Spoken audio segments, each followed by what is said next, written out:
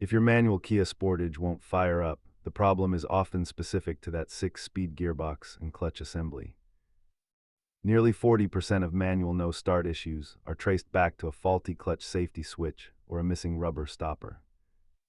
Let's walk through the exact diagnostic path to get your Sportage back on the road.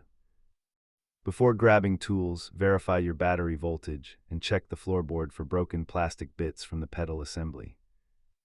The most common failure is the rubber stopper on the clutch pedal arm, which eventually dry rots and falls out. Listen closely to the sound when you turn the key, as it tells you exactly where the electrical flow is stopping.